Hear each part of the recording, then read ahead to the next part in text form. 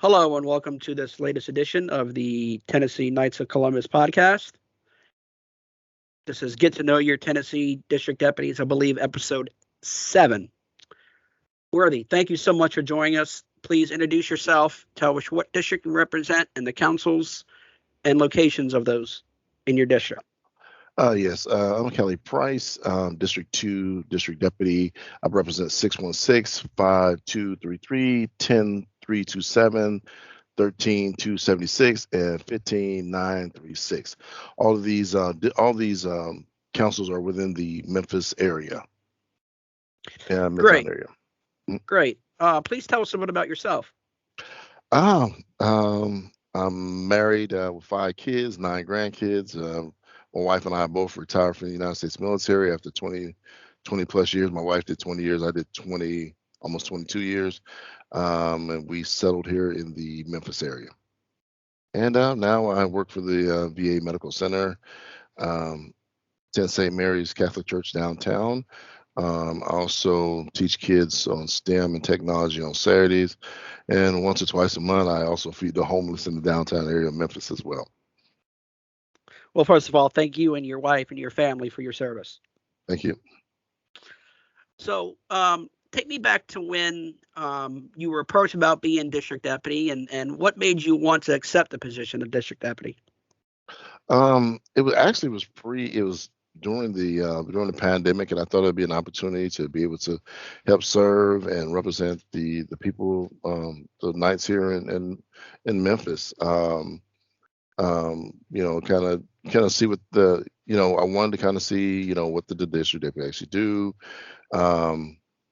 It's a lot. It is a lot. It's challenging, especially in the pandemic area, because you're trying to put all these different pieces together, and it's not easy at all because your communication is kind of almost a little bit, it's hard to do that when you have a bunch of other things thrown at you. And you're not meeting like you would normally would meet. You're not doing normal activities. That's one thing the pandemic has had a structure, an issue with trying to do that, is trying to do all the things that we normally would do in the councils, and pull that off during the pandemic. It's challenging, to say the least.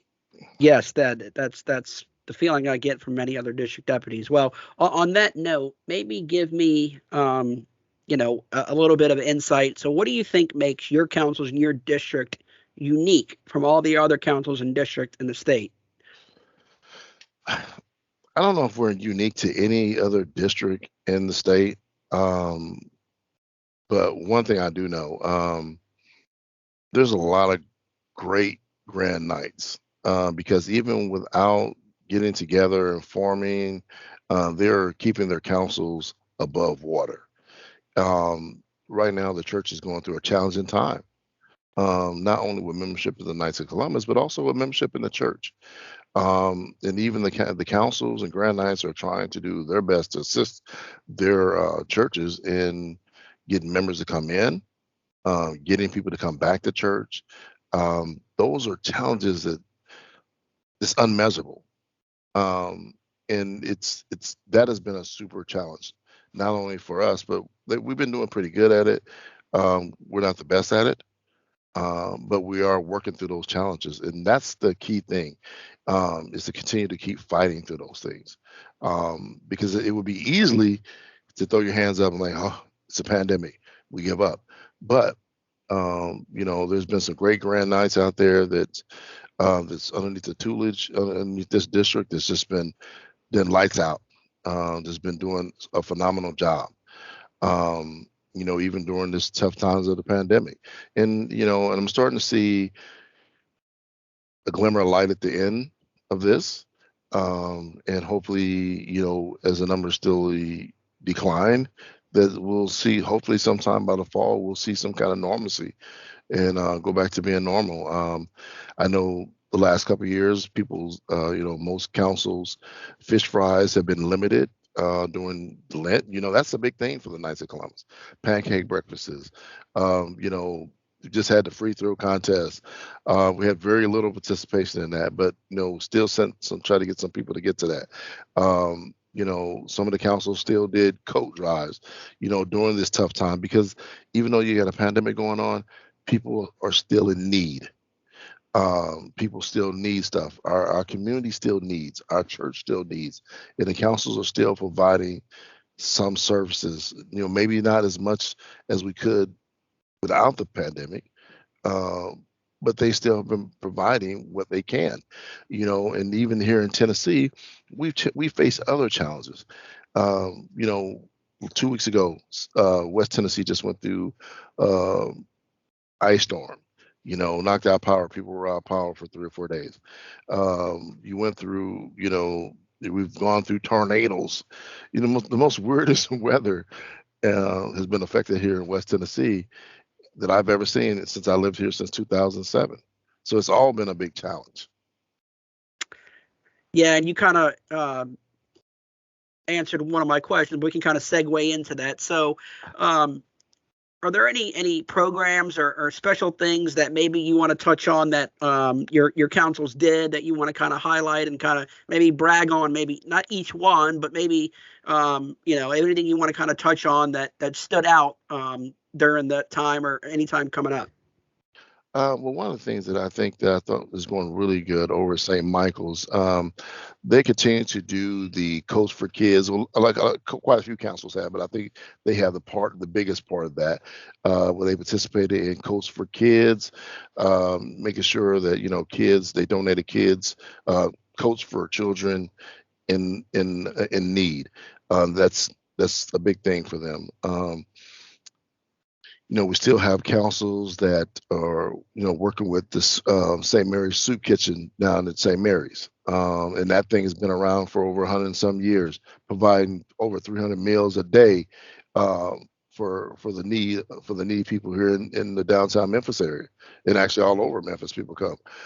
That's something that happens 364 days a year. Only one day out the entire year they don't do it, and that's on Thanksgiving.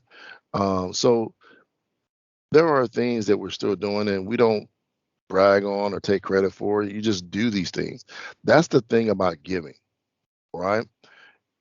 People shouldn't look for credit to do giving. That's not what Jesus, that's not what God wanted us to do.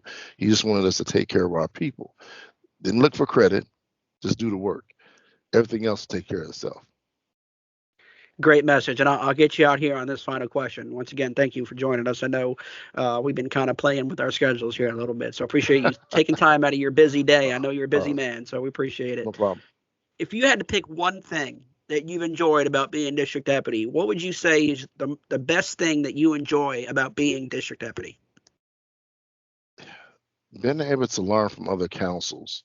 Before this, I think I was kind of tunnel vision into one council. And I think, being able to look at other councils, because I don't think if you're just in one council, you don't really know. I mean, beforehand, I didn't really know what other councils did. You get to see the variety of things that other councils do, and you learn from them. There's some things that you learn that you want to use at your council. There's some things that you be like, not so much. There's some things that, no, I don't think that could fit for my council, but I can find some way to make something like that happen. That's, I think, the biggest takeaway from being a district deputy. And also gives you a chance to look at the state level as well. Look at, how things are done on the state level. You get to see that big piece of it and all the other moving parts that makes the Knights of Columbus run, because there are a lot of pieces behind the scenes that make things happen. And that is the amount of work that goes into what goes on in the back scene. Hats off to them. I mean, as a full-time employee worker, there's no way I could even be involved in any of that, because the things that they do is unmeasurable, because it's got to be a full-time job. I'm struggling to keep up with all the things that I need to do. So I know behind the scenes, those things, and people might take that for granted. They put on conference calls, they put on meetings, and all, they track all this data. Those are things that help councils and districts function, but I don't think it gets enough credit to those guys behind it. And those are the kind of things, as a district deputy, you kind of pull the curtain back and you see how all the magic happens. You know what I'm saying? And you become more appreciative for those people. Um, do I want to be those people? No, because my plate is already full. But those are, I bet when you look at that, you get to see and you admire the much amount of work that they do, and I think that's important.